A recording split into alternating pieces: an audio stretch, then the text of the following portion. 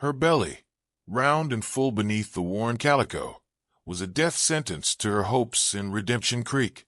Sarah stepped from the stagecoach into a wall of stairs, each one colder than the last. No man here would take a mail-order bride already carrying another's child. They turned away, disgust plain on their faces. But across that dusty street, unseen by most, an Apache warrior watched. His name was Kael, and as his gaze fell upon Sarah's pronounced stomach, a stillness came over him, an ancient recognition. The town saw a burden. He saw a future. And soon, his hands would rest upon that belly, and his voice would ring out with a vow that would shatter their judgments. This child, he would declare, will be my blood. Sarah had journeyed for what felt like an eternity, fleeing a past filled with broken promises and the harsh judgment of her eastern town. The letter from Marcus Finch, a storekeeper in Redemption Creek, had been a fragile lifeline, a chance to build anew, to give her unborn child a life free from the shame that had shadowed her. She clung to the image of a quiet existence, a small cabin, a measure of peace. She knew the frontier was unforgiving, but the sting of her secret, the child conceived out of wedlock with a man who'd abandoned her, was a heavier burden than any physical hardship the trail had offered. Her hands, roughened by a life of work, trembled slightly as she smoothed her dress, a small, anxious gesture against the looming unknown. Redemption Creek, with its single, sun-baked street and weathered buildings, looked just like any other frontier outpost, clinging to survival. The general store, the saloon with its perpetually swinging doors, the stark white church, they all seemed to eye her with a silent, collective suspicion. The people matched the town, hardened, wary, their faces etched by sun and struggle. And among them, often on the periphery, moved Kael. He was a man of few words, his Apache heritage setting him apart. He traded furs, his presence tolerated more than welcomed, his eyes missing nothing in this small, brittle community. He understood the rhythms of survival, the silent language of the land, and the often cruel ways of men. He watched the stagecoach arrive, a familiar sentinel observing the ebb and flow of the settler's world. The moment Sarah's condition became undeniable as she descended the stagecoach steps, a palpable chill fell upon the dusty air. Marcus Finch, a man whose ambition outstripped his compassion, pushed forward. He was of average build, his waistcoat strained, his expression initially one of eager anticipation, quickly souring as his gaze dropped to Sarah's rounded form. His face twisted, first in disbelief, then in a swift, venomous anger. He hissed, his voice low but carrying in the sudden, sharp silence, that she had not mentioned this. Sarah felt a hot flush creep up her neck. She tried to explain, her voice barely a whisper, that it had happened after her letter, that she had hoped. He cut her off with a scoff, stepping back as if she were diseased. Hoped, he spat, to deceive him, to foist another man's burden onto his respectable name? His voice rose, drawing more onlookers from the shadows of doorways and windows. Sarah felt their eyes like daggers. She opened her mouth, but no words came, only a suffocating sense of shame and rising panic. Finch, his face now a blotchy red, gestured with contempt. He would have no part of this. She was not what he had paid for, not what was advertised. She could find her own way. With that, he turned on his heel, stalking back towards the sanctuary of his general store, leaving Sarah marooned in a sea of hostile silence. The whispers started then, like the dry rustle of snakes in the underbrush. Across the street, Kael's eyes narrowed, a dangerous glint appearing in their depths. He had seen this kind of casual cruelty before. The town had bared its teeth, and a lone, pregnant woman was a tempting morsel. The days that followed were a slow descent into quiet desperation for Sarah. Redemption Creek offered no solace, no helping hand. Finch, emboldened by public approval of his righteous stance, had made sure of that. Doors were closed in her face. Pleas for work, for even a crust of bread, were met with cold stares or outright scorn. The pittance of money she'd carried was nearly gone. The abandoned livery at the edge of town became her only shelter, the scent of old hay and lingering manure a poor substitute for warmth, the nights echoing with the distant howls of coyotes and the gnawing fear in her own heart. Each dawn brought a renewal of her futile attempts. She'd approach the laundry, the small, greasy eatery, even the stern-faced women emerging from the church, her offers to scrub, to mend, to perform any menial task rebuffed. Finch's narrative had taken root. She was deceitful, a fallen woman, a stain on their decent community. Her pregnancy, the very symbol of life and hope she carried, became her brand of shame. She learned to navigate the town like a phantom, eyes downcast, trying to shrink into the dust. But the child within her was a constant, assertive presence. Often, she would lay a hand on her belly, a silent vow of protection, a promise that she would endure. Unseen, Kael observed. He noted her quiet resilience, the way she straightened her shoulders despite the daily humiliations. He saw Finch, preening in his store, basking in the town's approval.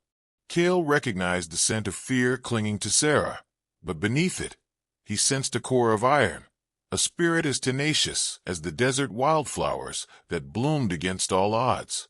One evening, as a bone-weary Sarah dragged herself back to the desolate livery, dizzy with hunger, she found a small, rough-spun bundle just inside the broken door, a piece of jerked venison and a water skin, still cool from a spring. No note, no sign of its origin. Tears of profound gratitude welled in her eyes, a tiny spark igniting in the suffocating darkness. She did not know that the Apache warrior had marked her weary path, had seen her faltering steps, and had acted with the silent grace of a desert spirit. He was no longer merely observing. He was gauging the threat, the way the jackals of the town were circling. His people's way was generally to avoid the entanglements of the white settlers, but this woman, and the nascent life she carried, stirred something ancient and protective within his soul, a feeling he had thought buried with his own lost child.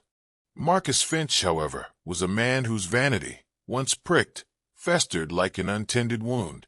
Sarah's continued, albeit marginal, existence in Redemption Creek was a constant irritant, a daily reminder of her audacity in attempting to, as he saw it, dupe him. He imagined the townsfolk weren't just gossiping about her, but about him, the prosperous storekeeper almost tricked by a deceitful woman. She had to be removed, thoroughly and finally. He escalated his campaign, his whispers growing louder, more venomous. He insinuated she was a thief, just waiting for an opportunity. He declared her kind brought ill luck, trouble. He cornered Marshal Cobb in his dusty, fly-specked office, a place where inaction was the primary order of business. Finch insisted Sarah was a vagrant, a drain on the town's resources. Marshal Cobb, a man whose considerable bulk seemed permanently molded to his creaking rocking chair, nodded with weary reluctance. He didn't want trouble, he said, and if she wasn't breaking any specific laws. Finch slammed a fleshy fist on the scarred desk. Her very presence was breaking the laws of decency. He roared, and what if she did steal out of desperation? Better to be rid of her before that calamity. Cobb sighed, the sound of air escaping a leaky bellows. He'd have a word, he conceded. Tell her to move on. The marshal's word, delivered with a gruff lack of ceremony outside the livery, was more of a threat than a warning. The town didn't want her kind. He'd grunted. She'd best be on the next stage, or start walking. Sarah's heart plummeted. She had nowhere to go. She'd pleaded, and the baby was coming soon. Not his concern, Cobb had replied, turning his broad back on her.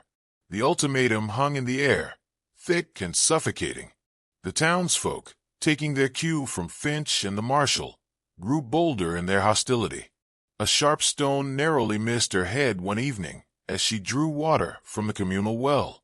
Children, cruel mimics of their parents, taunted her from a safe distance. Her fragile hope was crumbling, replaced by a chilling dread. Kael, from his shadowed vantage point near the cottonwoods bordering the creek, witnessed the marshal's edict. He saw the thrown stone. He saw Sarah's shoulders sag a little more, with each passing day. His jaw muscles tightened. The settler's capacity for cruelty was a familiar, bitter taste. He found himself drawing closer to the town, his movements as fluid and unseen as the wind, his senses heightened. He was no longer just an observer. He was a guardian, albeit one Sarah knew nothing of. He then saw Finch in quiet, conspiratorial conversation with two unsavory drifters who had recently materialized in the saloon, men whose eyes held the twin glints of avarice and malice. A cold premonition settled in Kael's gut. Finch was not a man to be easily thwarted. The situation was rapidly escalating beyond taunts and shunning.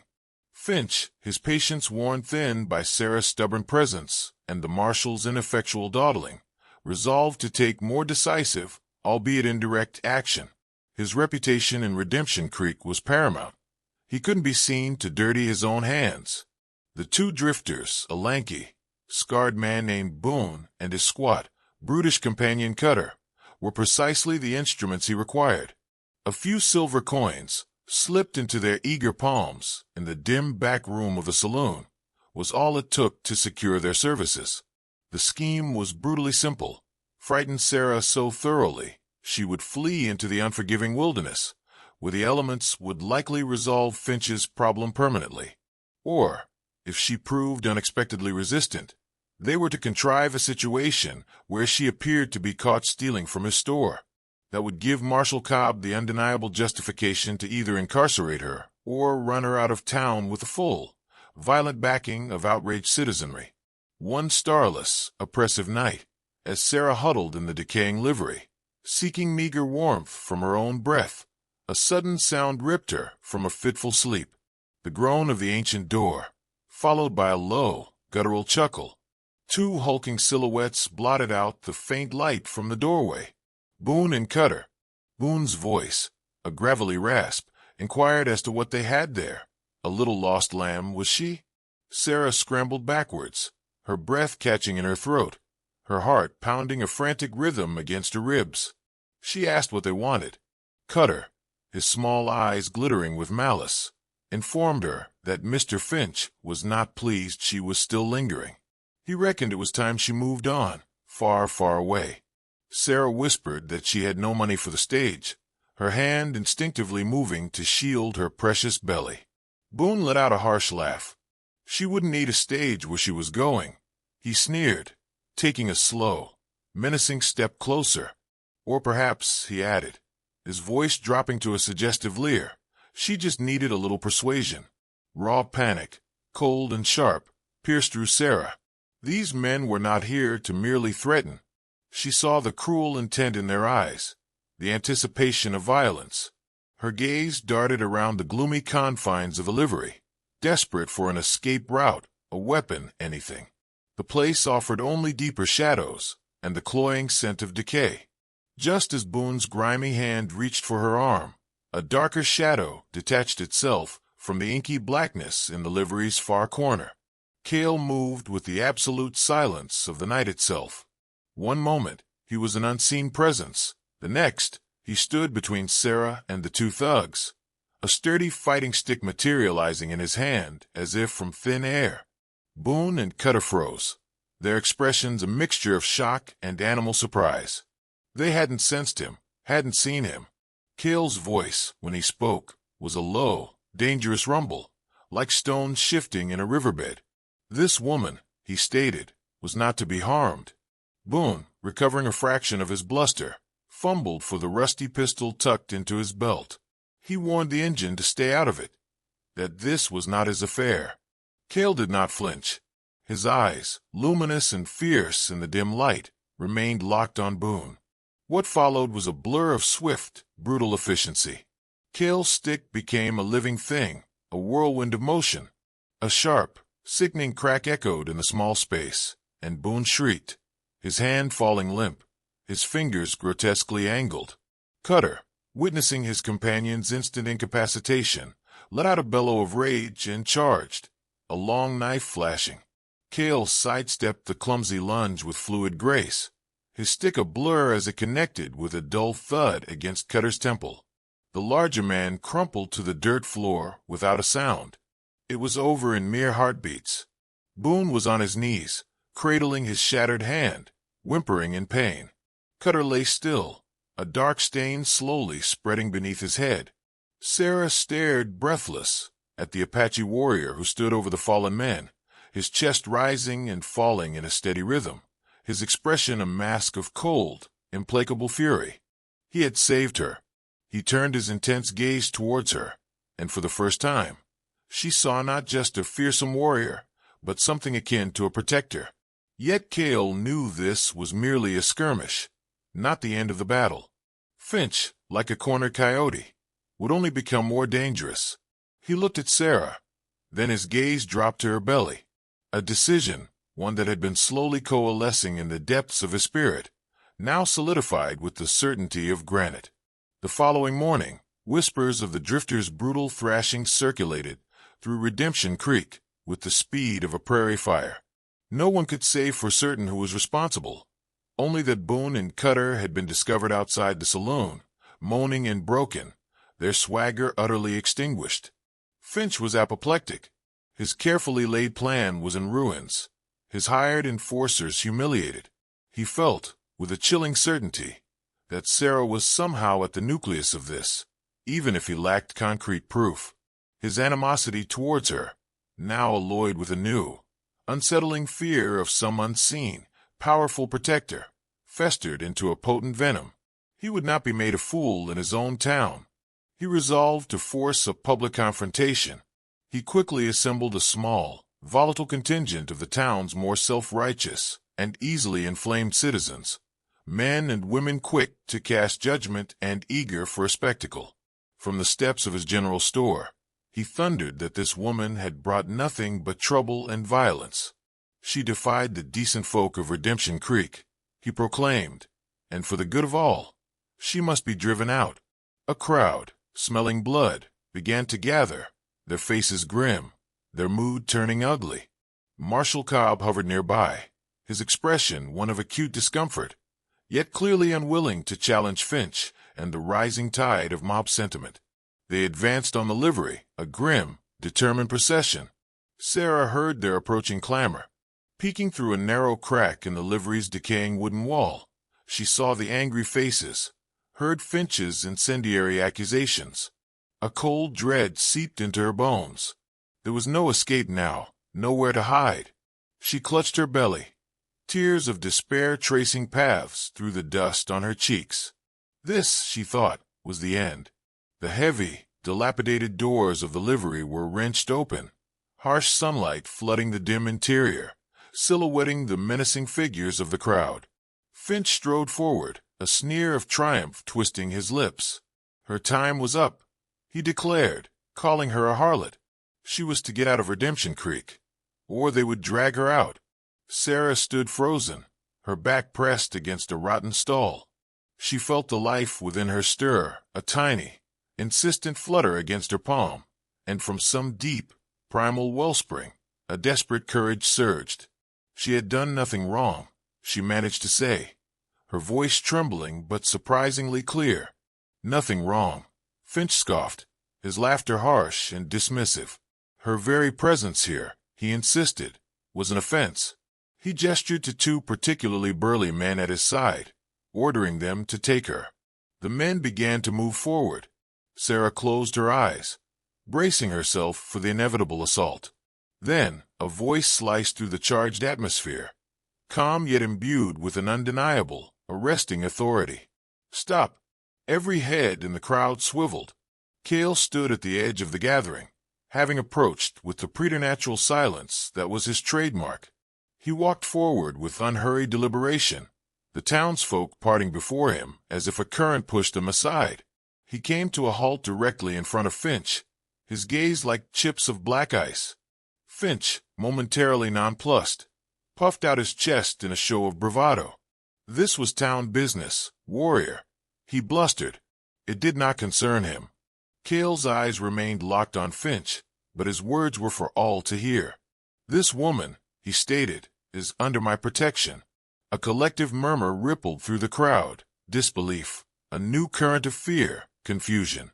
Finch spluttered a protest. His protection? What right did he have? Kael slowly turned his gaze from Finch to Sarah. She looked back at him, her eyes wide, tear-filled, yet holding a flicker of dawning hope. He moved towards her, the crowd parting further, a pathway clearing as if by an unseen hand. He stopped directly before her. His expression, usually so stoic, softened almost imperceptibly as he looked at her, then down at the pronounced curve of her stomach. The entire town watched, holding its collective breath.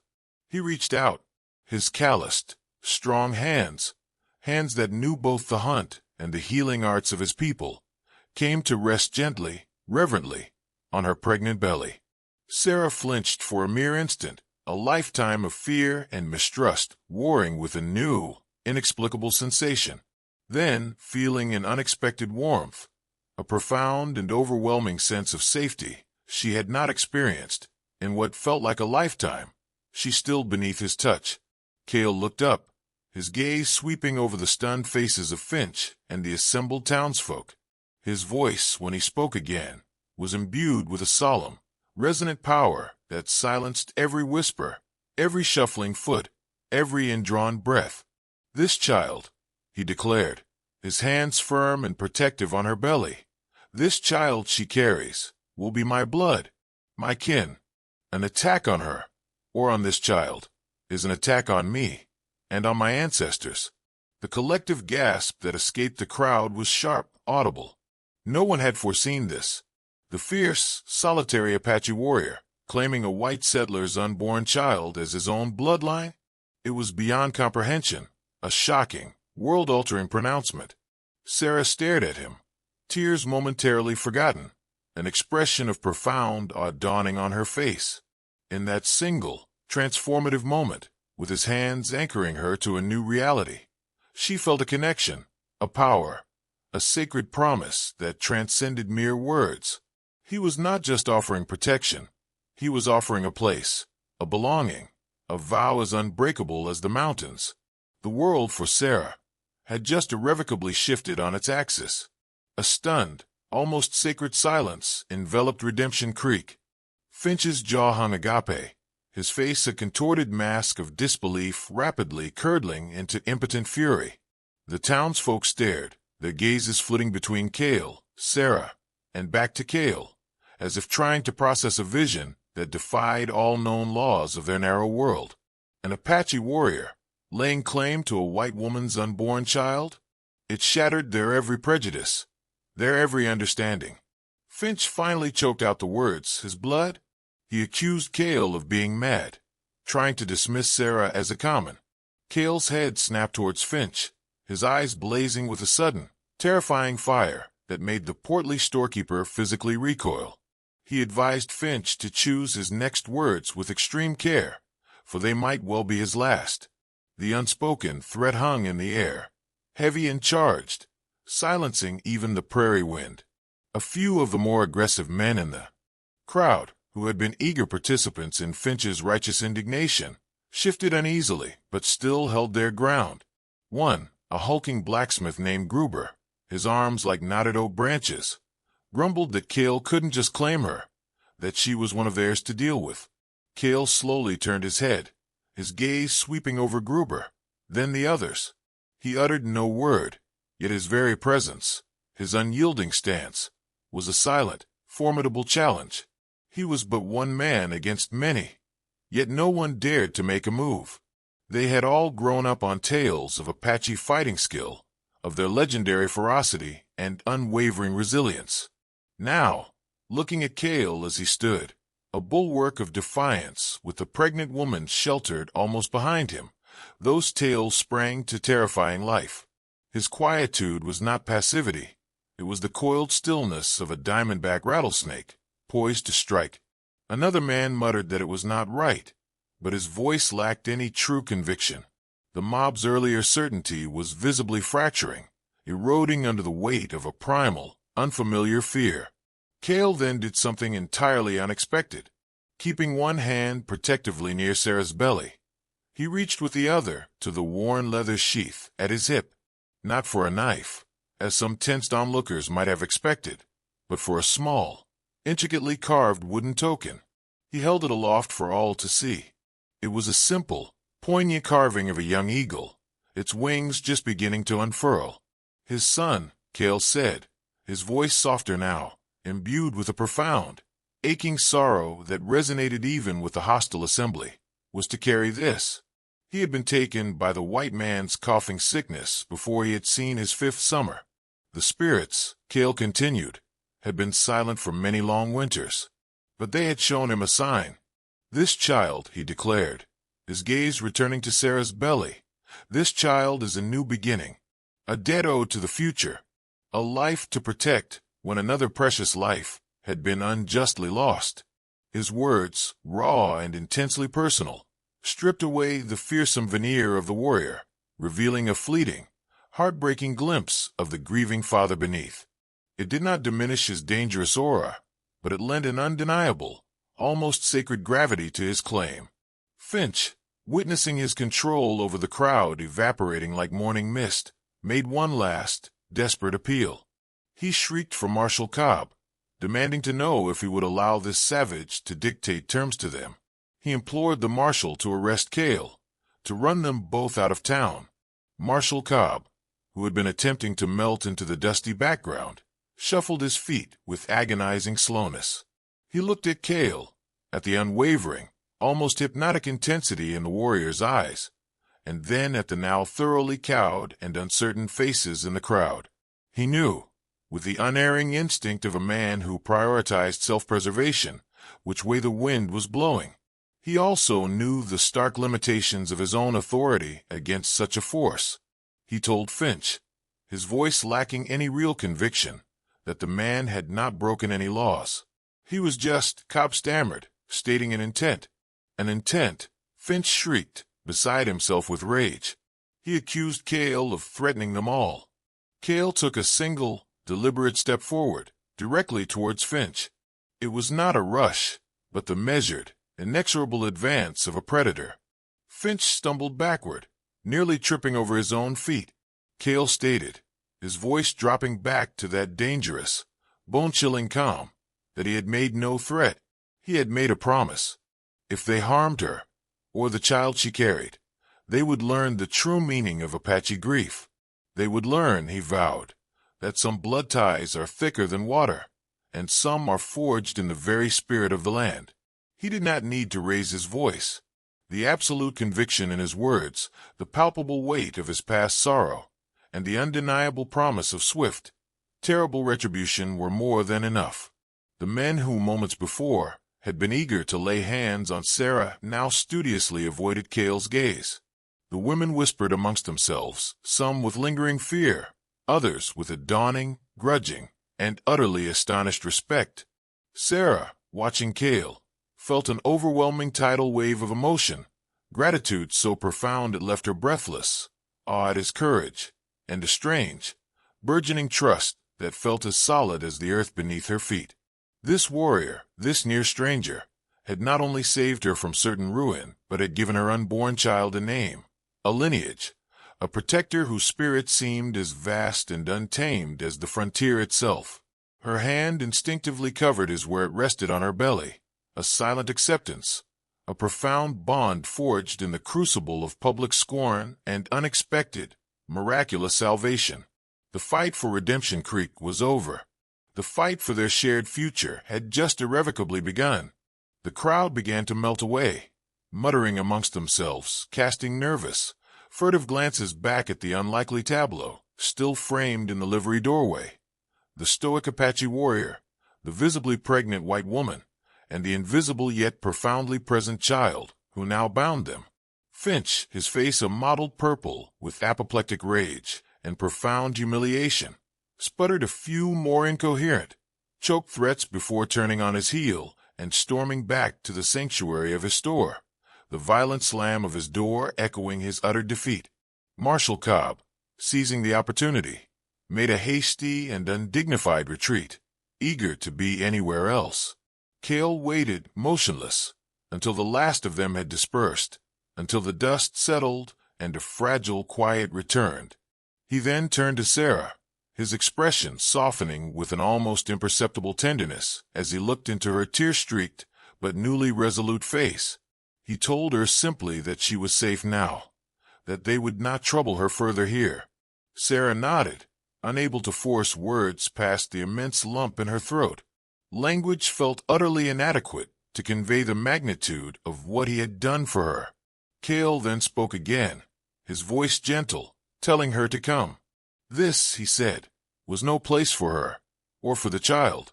He gestured towards the open plains that stretched beyond the confines of the town. He knew a place, he explained, where the water ran clean and the air was pure, a place where she could rest, and the child could grow strong. Without a moment's hesitation, Sarah nodded again. Any vestige of fear she might once have harbored for this enigmatic man had vanished, replaced by an unshakable, elemental trust. She had been so utterly alone for so long, fighting a desperate, losing battle. Now, suddenly, impossibly, she had an ally, a guardian whose vow felt as ancient and solid as the distant, silent mountains. Kael gathered her few meager belongings with an economy of motion, his strength evident, but always gentle. As they stepped out of the oppressive darkness and fetid air of the livery and into the bright, cleansing sunlight, Sarah took a deep, shuddering breath. It felt like the first truly clean breath she had drawn in many long, arduous weeks. They walked away from Redemption Creek, their backs to the town, and did not once look behind them. The settlement, with its petty cruelties and small-minded judgments, faded into the dust of their past. Ahead lay the vast, untamed land, a future unknown and undoubtedly fraught with its own perils, but one she would no longer face alone. News of the extraordinary events in Redemption Creek would, of course, travel, carried on the wind and by the wagging tongues of passing travelers, eventually becoming another whispered legend of the frontier. Finch's standing in the community suffered an irreparable blow. His public cruelty and subsequent, thorough humiliation became an indelible stain upon his name. Some in the town, it was said, felt a lingering, uncomfortable shame for their part in Sarah's persecution, while others simply marveled at the Apache's audacious, incomprehensible claim. The town itself continued its precarious struggle for survival, perhaps a little more acutely aware of the unseen forces and deeper, spiritual currents that ran beneath the surface of their hardscrabble lives. For Sarah and Kael, the true journey was only just beginning. He led her through rugged hills, along hidden game trails, to a secluded canyon, a small, unexpected oasis of vibrant green, where a spring trickled musically from ancient rocks and towering cottonwoods offered cool, dappled shade. There, he made a simple, efficient camp.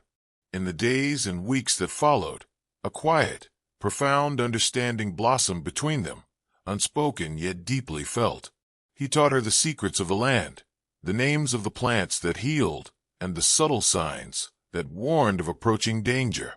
She, in turn, brought a softness, a hesitant but tenacious hope, back into his solitary, grief-haunted world. They spoke little of their individual pasts, focusing instead on the present, on the precious, burgeoning life within her. Kael treated her always with a profound, almost reverent respect, his unspoken promise to protect her and her child a constant, reassuring presence between them. The child, when it was finally born under a vast, star-dusted sky, was a healthy, robust son. Kael held the infant with a tenderness and awe that brought fresh tears to Sarah's eyes, and in that sacred moment, his bold declaration in the dusty street of Redemption Creek found its truest, most profound meaning. He would be strong, Kael murmured, his gaze fixed on the tiny, perfect infant cradled in his arms. He would know the ways of the people, and he would carry the courage of his mother. The future remained unwritten, a challenging path winding across a wild and unforgiving land. But Sarah was no longer the unwanted, shamed, pregnant mail-order bride. She was a mother, cherished and protected by a warrior whose heart, once closed tight by an unbearable grief, had found a new purpose, a new bloodline to nurture and defend under the vast, watchful expanse of the western sky. Theirs was a story whispered by the wind, a testament to the unexpected alliances and the profound, unbreakable bonds that could be forged in the harshest of landscapes, a tale of survival, of unforeseen redemption, and of the fierce, unwavering, and sacred declaration that a child, once rejected by all, would indeed and forever be his blood.